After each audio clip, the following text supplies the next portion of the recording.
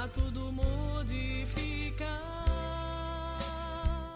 O momento atual do planeta nos convida ao aprendizado e, através da reforma íntima, alcançaremos um mundo de regeneração. Primeiro encontro Amigos do Bem. Reforma íntima. Mecanismo universal para um mundo de regeneração. De 14 a 19 de setembro. Evento gratuito e 100% online. Realização: Associação de Divulgação Espírita Chico Xavier.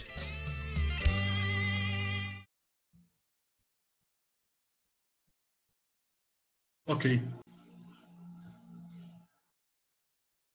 Olá, caríssimos irmãos, queridos e amigos internautas, que a paz do nosso Mestre Jesus, mais uma vez, possa estar conosco. Hoje vamos falar sobre o suicídio. Embora estamos no mês de setembro, conhecido como Setembro Amarelo, o mês internacional do suicídio, o combate e a prevenção ao suicídio. Com isso, caríssimos amigos e caríssimos internautas, é preocupante o número de pessoas que vem aumentando, crescendo com o suicídio. Entretanto, a Organização Mundial de Saúde detectou, catalogou que no ano passado, em 2019, 800 mil pessoas cometeram suicídio. Quase 1 milhão de pessoas suicidaram no mundo. A cada 40 segundos, suicida uma pessoa. Sem contarmos aquelas pessoas que tentam tirar a própria vida por um motivo ou por outro, não conseguem e ficam com sequelas. É preocupante, é alarmante o aumento de casos de suicida.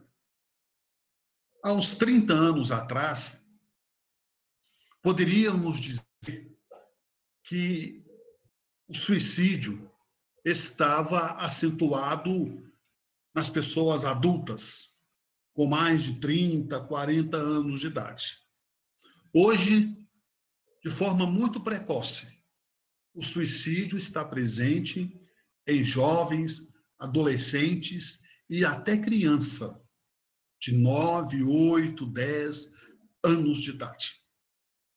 Mas o que leva o ser, o que leva um indivíduo ao suicídio, a cometer esse ato?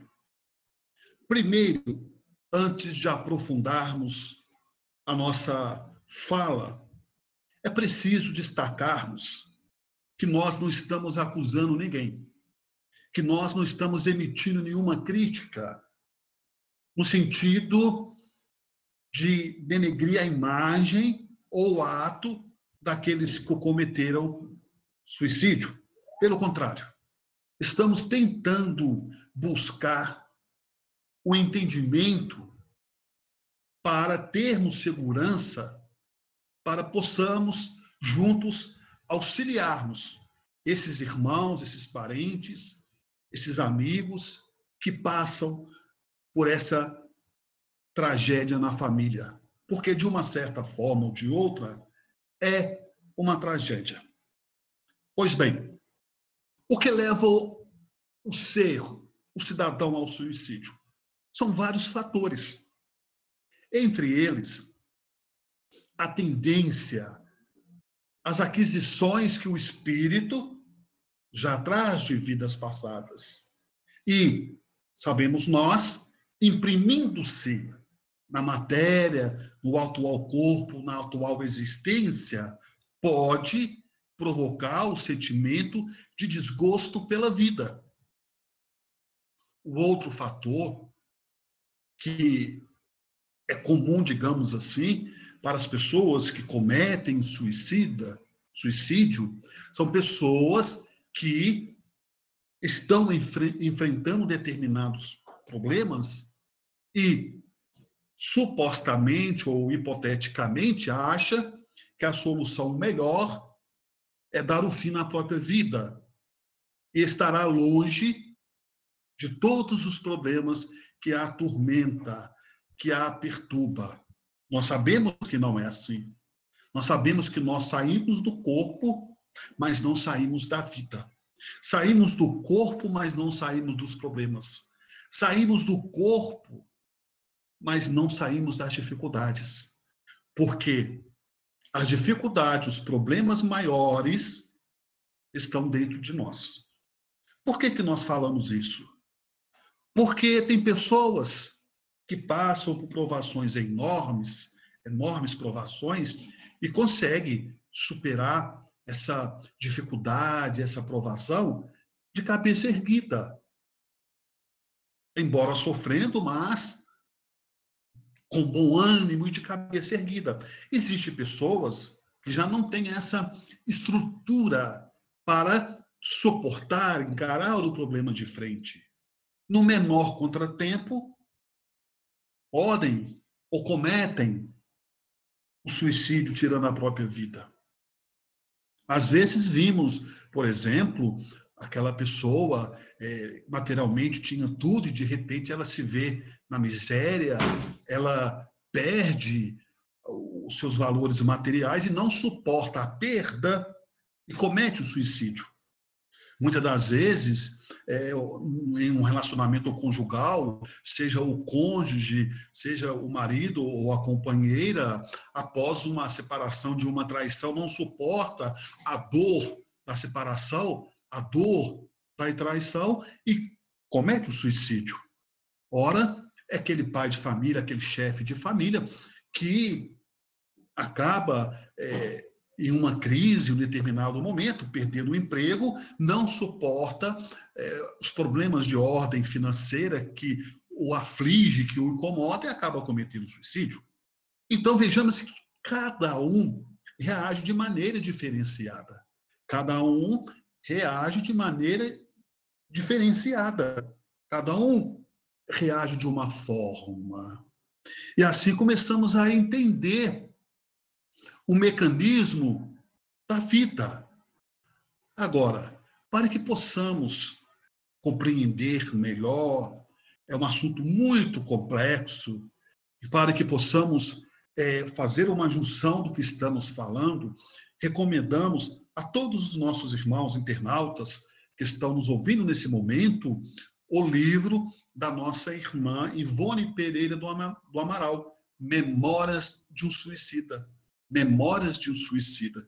Então, vejamos, para compreender melhor a questão do suicida. Certa ocasião, uma mãe aproximou-se do médium Chico Xavier e disse a ele: Chico, a mãe dizendo ao médium Chico Xavier: Chico, eu estou inconformada, dizia a mãe do garoto.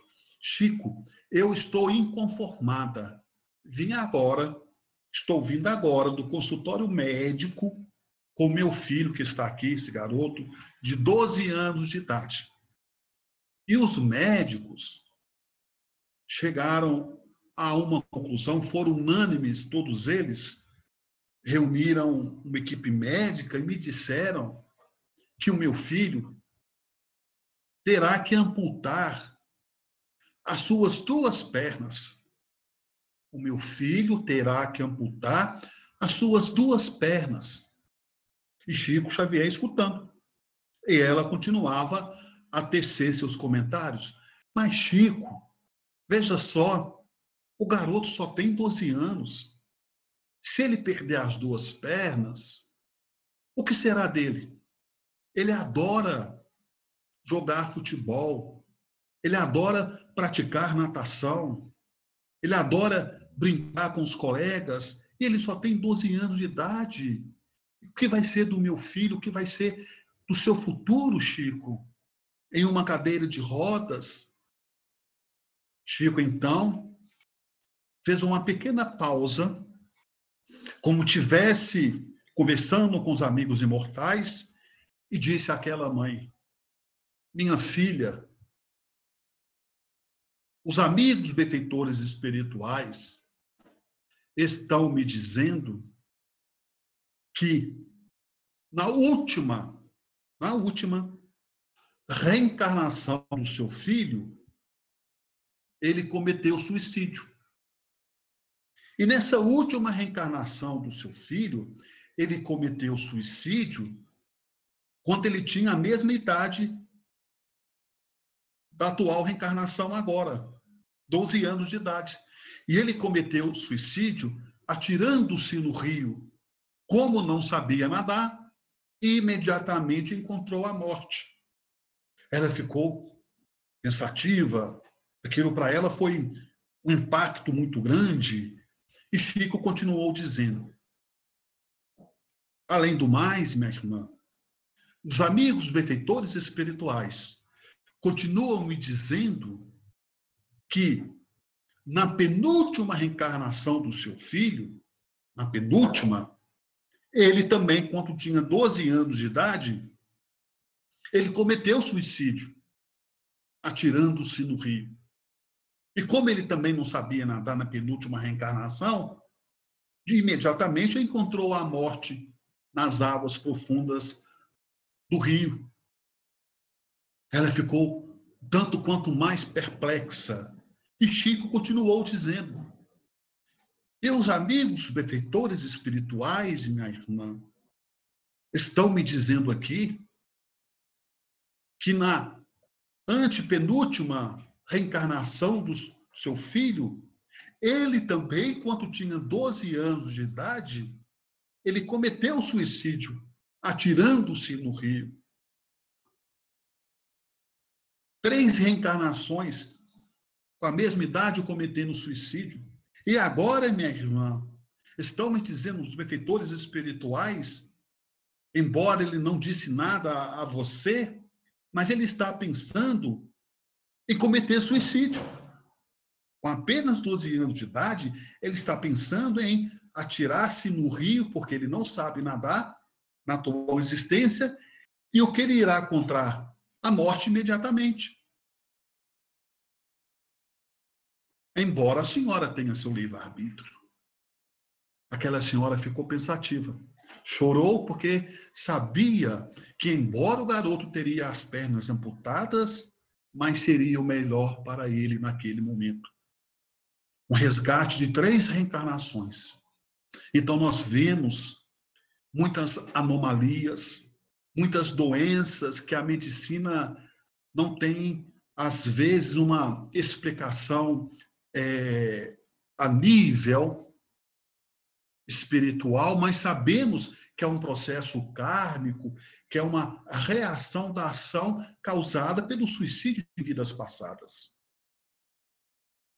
Claro que nem tudo segue uma regra definida, porque nós temos o nosso livre-arbítrio e podemos diminuir o nosso processo expiatório, podemos amenizar o nosso sofrimento, podemos amenizar a nossa dor quando nós cometemos um ato. É triste, é lamentável. Imagina o coração de uma mãe, de um pai, que perde um filho, tirando-se a sua própria vida. Porque a tendência natural, podemos assim dizer, é os filhos enterrar os pais, e não os pais enterrar os filhos. E isso vem acontecendo com muita frequência. Então temos que ficar atento aos nossos irmãos, ficar atento àquelas pessoas que estão com depressão, aquelas pessoas que fazem uso de medicação. Não é a questão de olhar com os olhos negativos, não, pelo contrário, olhar com os olhos de prevenção, porque nós podemos evitar que aquela pessoa comete um ato, tendo uma conversa, tendo um diálogo, procurando auxiliar aquela pessoa. Emmanuel nos conta uma história através de Chico Xavier, que a jovem engravidou E a jovem já estava pensando em suicídio. Vejam só, a jovem engravidou. E a jovem estava pensando em suicídio, que não queria a gravidez. Já não bastasse a gravidez, vejam só, já não bastasse a gravidez, a jovem pensando em suicídio, o pai expulsa de casa. E quando o pai expulsa de casa, ela comete suicídio. Ela reencarna numa condição extremamente expiatória, dolorosa, né? Paraplégica, em cima de uma cama, mexendo somente com os olhos, não pronunciava uma palavra sequer. E quem foi o pai dela na outra encarnação que cuidou dela? Foi o próprio pai que expulsou de casa. Então, vejamos e ficarmos atentos, porque nós também podemos responder indiretamente pelo ato do outro. Nós podemos estar induzindo as pessoas, sem percebermos, ao suicídio. Imaginem quantas pessoas são ameaçadas de morte por causa de dívidas, quantas pessoas são ameaçadas de morte por inveja, por ciúmes, um processo já de obsessão. É o que nós temos que entender, que nem tudo é espiritual, mas nem tudo também é material. Ora, se nós estamos aqui na Terra fazendo campanha em combate ao suicídio, podem ter certeza que nas trevas os nossos irmãos menos felizes estão também fazendo campanha para combater a nossa campanha. As trevas também não brincam em serviço. Elas são muito bem organizadas. As trevas, extremamente inteligente e organizada.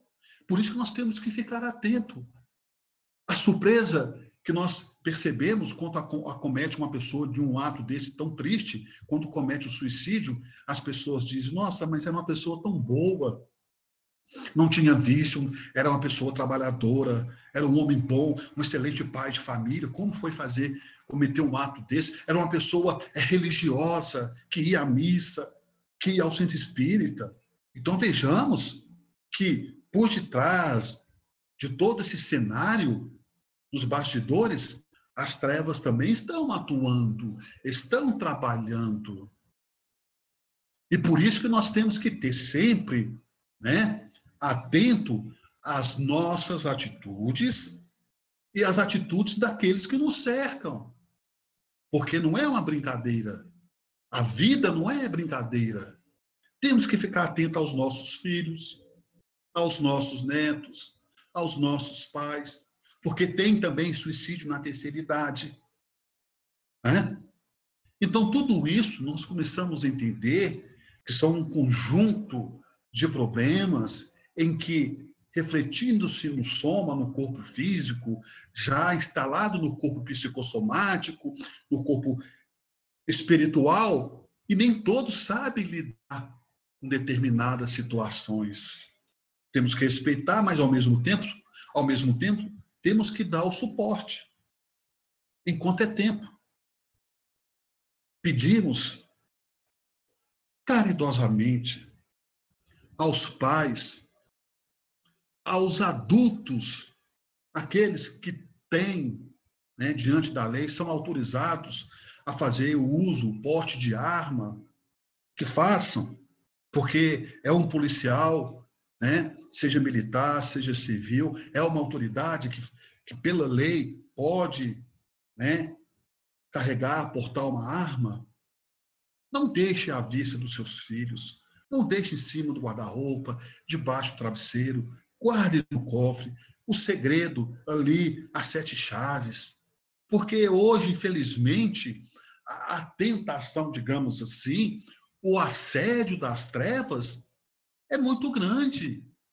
Ora, em uma discussão calorosa, num momento ali de fúria, a gente não sabe a reação de cada um. E aí o facilitador, estando em volta, seja uma arma de fogo, seja uma arma branca, pode ser, como se diz, um fator a mais para que aquela pessoa possa consolidar o ato. Quantas pessoas matam, tiram a vida e depois cometem suicídio? né? Comete o homicídio e depois se matam. É triste. É cruel. Agora mesmo, antes de entrarmos na live, eu escutei na televisão, eu não vi, eu só escutei, estávamos preparando aqui para entrarmos na live, aqui em Minas Gerais, o pai matou o filho de 3 anos de idade. A facada, 3 anos, e depois tentou suicídio, só que não conseguiu. Ele se feriu, mas não chegou a óbito. Então vocês imaginam, caríssimos irmãos, estimadas irmãs, o sofrimento é muito grande na humanidade. Por isso que nós temos que estar atento a todas essas questões, buscarmos Deus para perto de nós, fazermos o culto no lar. Ah, mas eu não sou católico, não tem problema. Vá à missa, conversa com o padre, enfim, nós temos que buscar os recursos. Pô, como se diz na gíria, a boca no trombone. Não podemos guardar o problema só para nós. Temos que sentar, conversar, chamar a esposa. Olha, eu estou com um problema, estou passando uma certa dificuldade. A esposa chegar, desabafar com o marido. O filho chegar, conversar com a mãe, conversar com o pai. Né? O pai se abrir com o filho, com um amigo. Tem que buscar ajuda. Temos que buscar ajuda. Hoje nós temos, com a bênção de Deus, o telefone 188. Você liga, tem uma pessoa do outro lado para poder orientar, conversar. Que muitas das vezes, uma conversa não vai resolver o problema por si só, mas vai aliviar aquela pessoa e evitar que ela cometa uma besteira, que ela cometa um homicídio ou que ela cometa um suicídio. Agora, segundo Allan Kardec, o codificador da doutrina espírita, segundo Allan Kardec, tudo depende da nossa intenção. Depende da nossa intenção. Não é? Tem pessoas que, às vezes, cometem suicídio no desespero. Quantas pessoas se jogaram lá do edifício Joelma, no ano de 1977, em São Paulo, o edifício Joelma pegava fogo. E no desespero, para não morrer queimado, as pessoas se jogavam do prédio do edifício Joelma. A mesma coisa aconteceu no World Trade Center, nos Estados Unidos, em 2001. As pessoas vendo ali o prédio em chama, desabando, muitas pessoas, sabendo que ia morrer, se jogou. Foi um ato de desespero. Por isso que não podemos julgar ninguém. Como disse Jesus, não julgueis para não serem julgados. E muitas pessoas já me perguntaram assim, ora, Delane, fulano suicidou, uma pessoa tão boa, uma pessoa que não saía da igreja, uma pessoa que tinha conhecimento, uma pessoa que aparentemente tinha fé, ou fulano era espírita, enfim. Vejamos, caríssimos irmãos e caríssimas irmãs e internautas, Judas era um apóstolo. Judas era um dos seguidores de Jesus. Ele tinha conhecimento de causa. Ele tinha conhecimento de causa tanto quanto os outros. Porém, o arrependimento, ele não suportou a dor dele próprio, da traição que ele cometeu com o mestre, porque a intenção dele não foi, de fato, trair Jesus. Isso é uma outra questão que não vamos entrar no mérito, mas o remorso, o arrependimento foi tão grande que ele provocou nele mesmo, que ele não suportou e cometeu suicídio. Ora, aparentemente, não era para ele ter cometido suicídio. Ele era uns que andava com Jesus, não é? É a mesma coisa um líder religioso cometer suicídio. Então, nós vimos aí, caríssimos irmãos, estimadas irmãs, que, independente de classe social, independente de uma condição religiosa, o suicídio pode atingir qualquer um de nós. Basta olharmos os dados da Organização Mundial de Saúde quando nós falamos no início da nossa fala. Veja bem, a cada 40 segundos morre uma pessoa de suicídio. A cada 40 segundos morre uma pessoa de suicídio. Então, nós temos que ficar atento a esses irmãos que estão com depressão, irmãos que fazem uso de medicação, atento no sentido de acolhê-los com carinho, o espírito de fraternidade, estendendo a mão para eles, né? Não quer dizer que nós vamos resolver todo o problema daquela pessoa, porque tem coisas, caríssimos irmãos, estimadas irmãs, que nós já trazemos de vidas passadas e vamos trabalhando na atualidade de forma inconsciente diante dos nossos problemas e só vai ser resolvido talvez nessa vida ou em outras vidas. E se nós não soubermos lidar com os nossos próprios problemas, com as nossas próprias aflições, nós temos que ficar atento, como Jesus já dizia, orai e vigiai, porque todos nós estamos sujeitos à queda. Quem diria que Santos Dumont ia cometer suicídio? Um homem com nome, né? Um pesquisador, um inventor do avião, inteligente, financeiramente tranquilo, e cometeu suicídio. Quem diria que um homem poderoso, como Getúlio Vargas, iria cometer suicídio? Quantas pessoas famosas cometem suicídio? Então a gente vê que a questão do suicídio não está ligado à questão social, necessariamente. Não está ligado à questão socioeconômica, está ligado principalmente no fator do espírito, no nosso fator que se chamamos de eu, no nosso eu. Né? Então, a gente começa a entender e buscar e vivenciar Deus da melhor forma possível. Porque as trevas têm força? Tem, mas o bem também tem força. Então, é estarmos em oração, termos cuidado com as nossas atitudes, pensarmos antes de agir, né? Pensarmos 2, 3, 4, 10, quantas vezes for necessário antes de tomar qualquer decisão. Porque o suicídio nos dá uma falsa ilusão. Eu me mato, resolvo o problema. Eu não resolvo problema nenhum. Eu estou criando outro problema para mim. Os problemas continuarão existindo. E eu, aonde eu estiver fora do corpo, estarei vivenciando as mesmas angústias, as mesmas ansiedades, o mesmo desgosto, a mesma raiva, a mesma mágoa daquilo que eu estava sentindo dentro do corpo. Estar fora do corpo é como trocar de roupa. O sentimento continua, as aflições continuam, as angústias continuam, a depressão continua. Ninguém morre porque virou santo. Sim, claro, nós estamos aqui buscando um entendimento.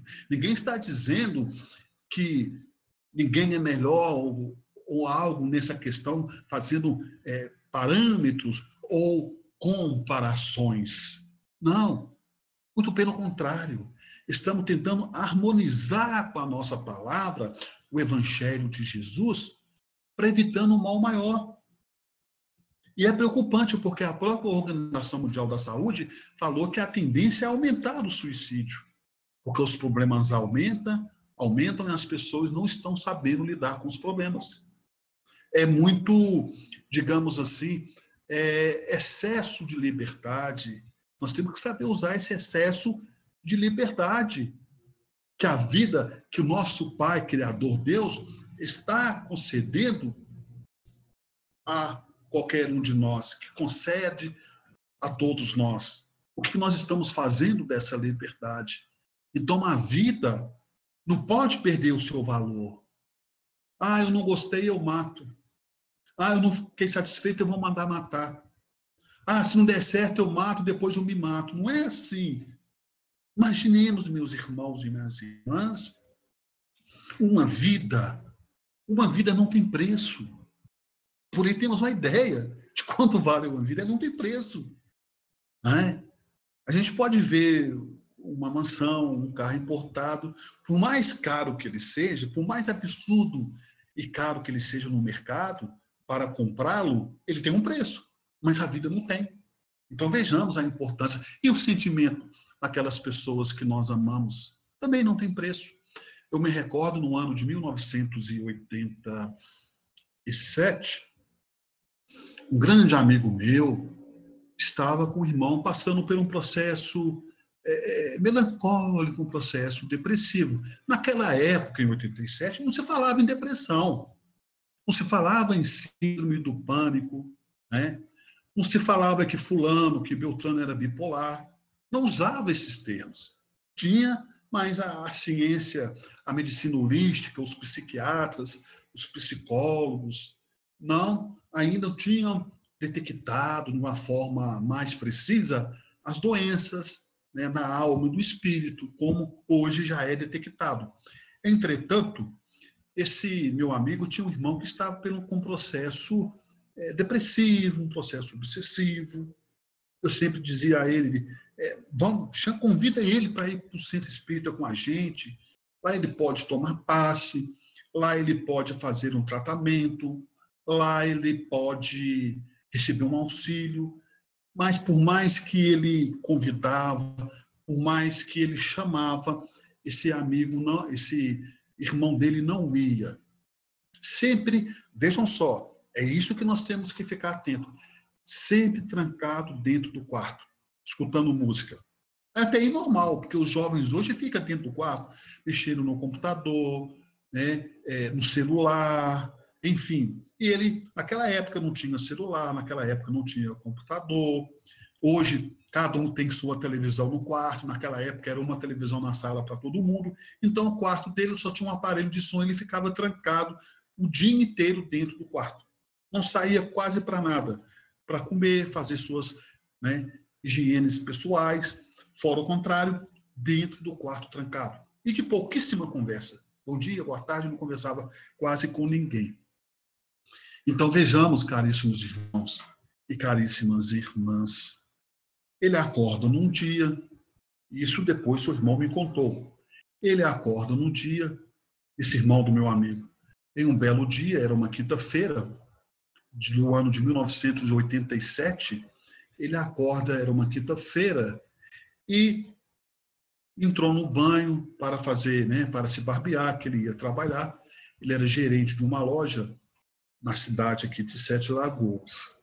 Pois bem, enquanto ele estava tomando banho, a sua mãe percebeu, ao arrumar a casa, estava arrumando, né, limpando a mesa, dando uma limpeza, uma faxina, a sua mãe percebeu que a bolsa que ele usava uma bolsa, estava muito volumosa.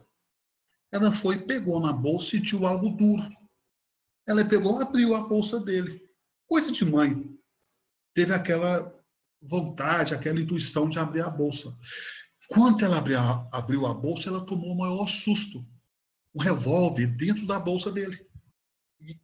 E pelo que ela sabia, ele nunca andou armado. Era uma pessoa tranquila, uma pessoa de paz, que não fazia mal a ninguém, que tinha uma vida muito sensata, muito ponderada.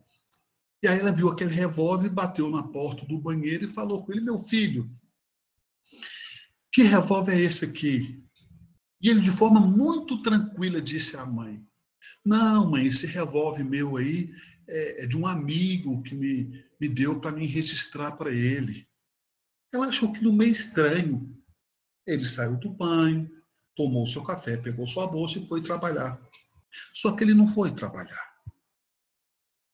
Ele passou no banco, tirou uma certa quantia de dinheiro, escreveu um bilhete, que depois nós vamos falar o que estava escrito nesse bilhete, escreveu um bilhete, enrolou o dinheiro, né, nesse bilhete, no papel, e foi no serviço dele e disse assim para um amigo dele, que era gerente também, e disse, olha, a minha mãe vai vir aqui, né, vai te procurar e você entrega esse bilhete para ela. Eu vou ter que ali resolver um problema. E saiu.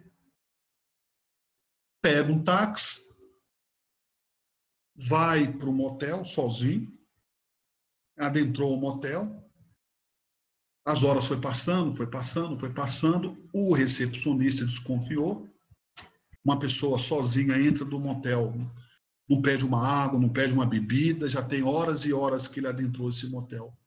Aí ligava para o quarto, ninguém atendia, ligava para o quarto, ninguém atendia, enquanto então resolveram arrombar a porta. Quando arrombaram, lá estava o corpo dele com várias perfurações pelo corpo, né? Algumas perfurações no crânio pelo tiro do projeto da arma.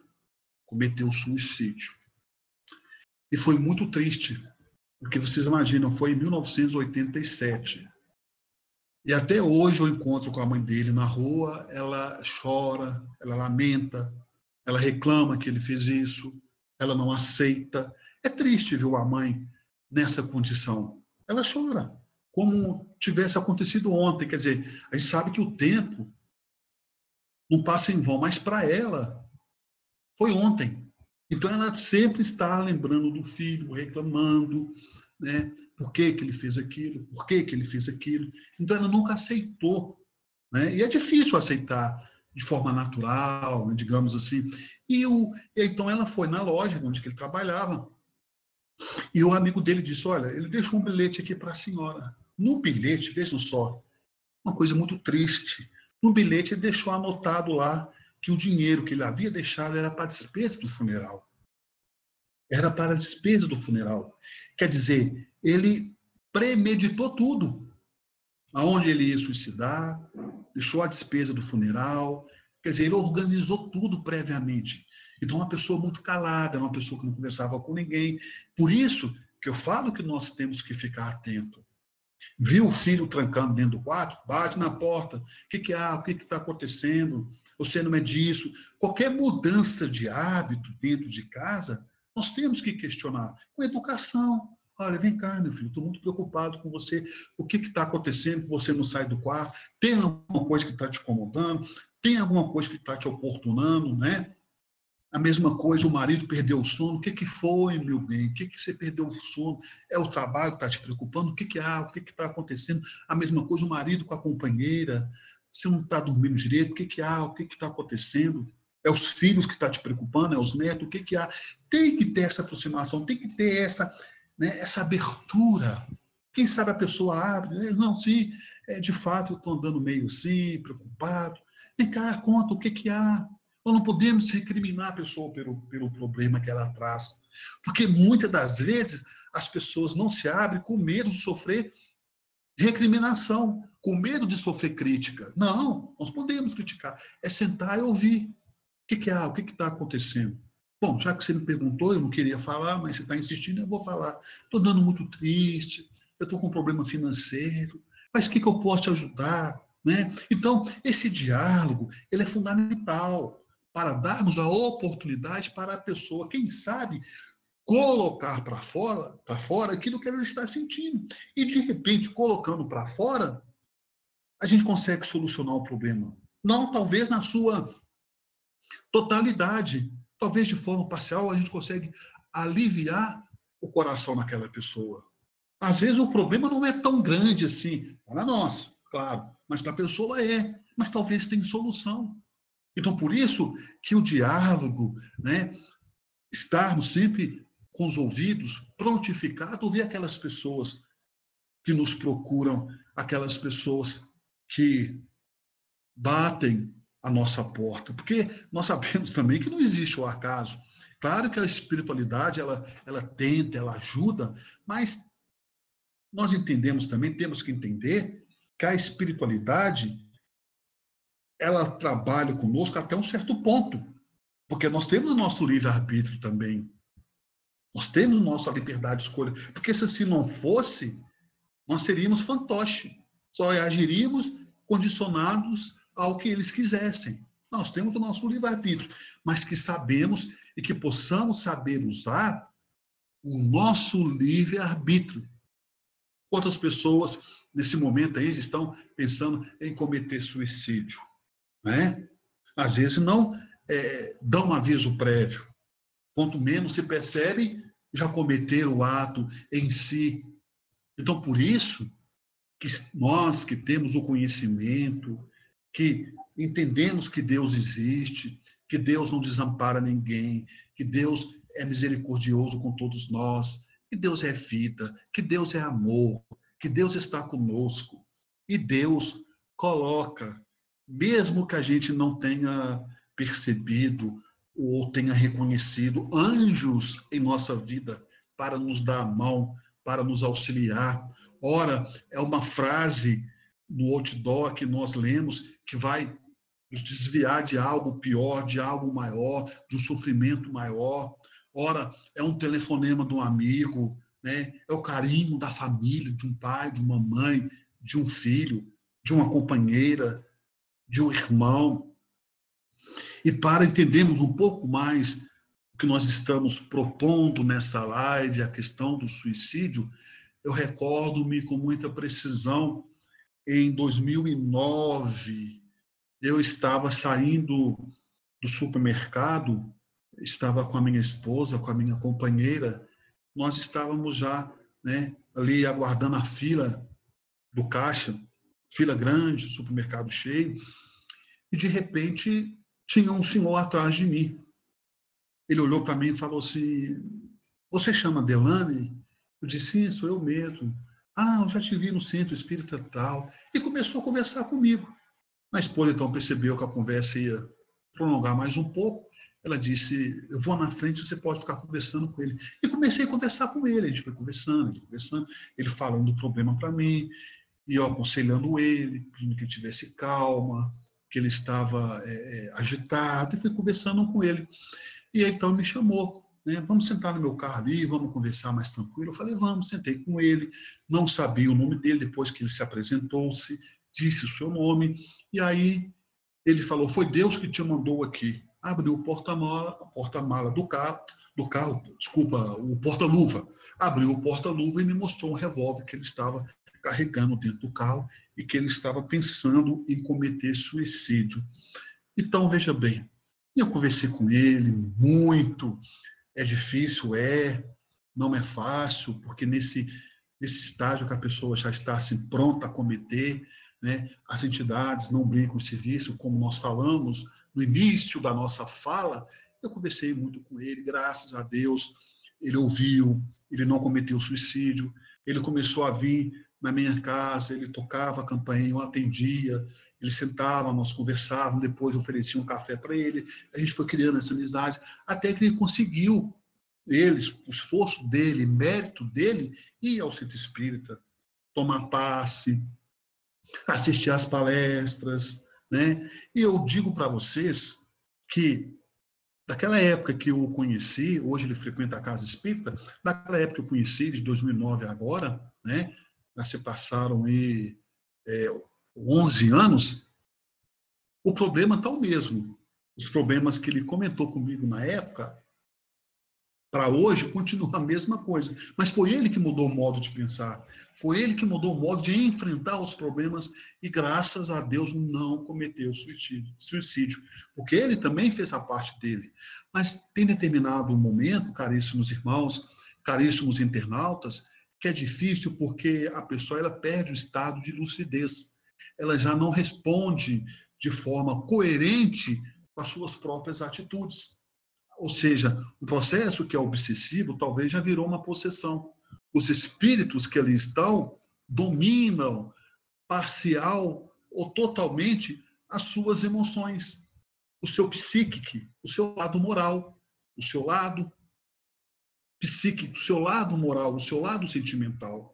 E por isso que temos que tratar a pessoa que fala que vai suicidar ou que pensa em suicídio com muita delicadeza.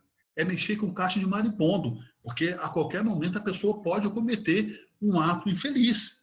E nós temos que ficar atento, né? Independentemente, caríssimos irmãos, estimadas irmãs, independentemente de religião, porque o mundo está aí, né? E nós temos que ficar atento. A pressão da humanidade é muito grande. Quando eu falo pressão, não é só a pressão sociossocial, não. A pressão aqui, por exemplo, nós vimos agora, então, estamos ainda numa pandemia, né? É pressão na área de saúde para conseguir a vacina, é pressão para termos a prevenção necessária para não contaminarmos, Quer dizer, o mundo, a pressão que o marido, devido à pandemia, pode perder o emprego a qualquer momento, a pressão, porque, enfim, é pressão para todo lado. E a pressão que nós fazemos aqui agora, uma referência específica, é a pressão no plano espiritual, é a pressão das trevas, é a pressão daqueles que não querem ver o nosso sucesso, daqueles que não querem ver a nossa caminhada, a nossa ascensão, a nossa vitória, a nossa paz. Sabem por quê? Porque o bem incomoda. Mas é com Jesus que nós vamos chegar ao longe. É com Jesus que nós vamos caminhando, pedindo força aos espíritos, pedindo força a Deus que nos proteja, que nos abençoe, para suportar com mais segurança, com menos sofrimento, com mais tranquilidade, essa pressão, essa psicosfera negativa que a humanidade está atravessando e que uma hora vai passar. Mas quanto isso, e quanto não passa, que seguremos na mão de Jesus. E seguremos na mão de Jesus e nos abracemos em espírito uns aos outros. E todos nós somos irmãos. Todos nós estamos aqui para crescermos e para evoluirmos. Não tem ninguém melhor do que ninguém. E que Jesus possa, na sua infinita bondade, nos amparar e nos abençoar. E vou finalizar essa live com a mensagem, com uma frase do nosso querido espírito André Luiz, quanto ele disse através do médium Chico Xavier.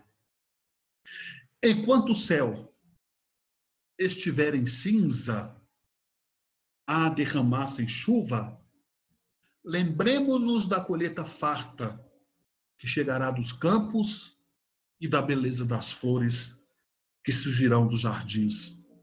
Que Deus nos abençoe, nos dê muita paz, muito bom ânimo, para juntos vencermos, agora e sempre.